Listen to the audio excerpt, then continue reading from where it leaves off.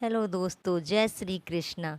हिंदू महीनों में कार्तिक माह का अत्यधिक महत्व माना गया है।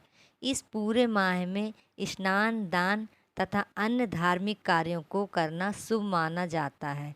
कार्तिक स्नान के साथ तुलसी जी की पूजा का भी अत्यधिक महत्व है। इसी माह में तुलसी जी का विवाह भी कराया जाता है। जिन्हें कन्या संतान नहीं होती है, वह तुलसी जी का विवाह शालिग्राम जी से कराकर कन्यादान का सुख पाते हैं। कार्तिक माह में सभी औरतें तुलसी जी का जल से सींचा करती हैं। एक बुढ़िया थी जो कार्तिक माह में तुलसी जी को रोज सींचने जाती थी।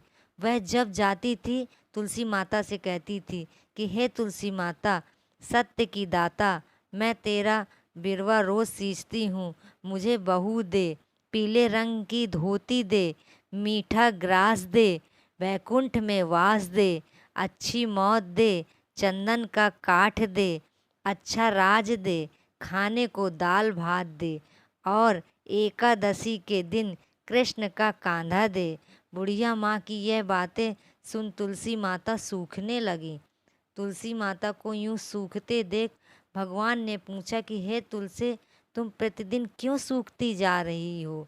तुलसी माता जी ने कहा कि बस मेरे मन की मत पूछो। भगवान ने कहा कि मैं नहीं पूछूंगा तो कौन पूछेगा। इस पर तुलसी माता कहती हैं कि एक बुढ़िया आती है और अपनी बात कहकर चली जाती है। मैं उसकी सभी बातें पूरी कर दूंगी, लेकिन कृष्ण का कांधा कहाँ से लाऊंगी? भगवान कृष्ण बोले कि वह मरेगी तो अपने आप ही कांधा देने आऊँगा। तुम बुढ़िया माई से यह बात कह देना कि इसके बाद बुढ़िया मर गई। बुढ़िया के मरने पर सारा गांव इकट्ठा हो गया और उसका अंतिम संस्कार आने पर उसे उठाने लगे, लेकिन वह बहुत भारी हो गई, जिससे उसकी अर्थी टस से मस नहीं हुई। सभी बोले कि यह तो बहुत संस्कारी थी, बहुत पूजा पाठ करती थी, कोई पाप नहीं किया, फिर यह इतनी भारी कैसे हो गई?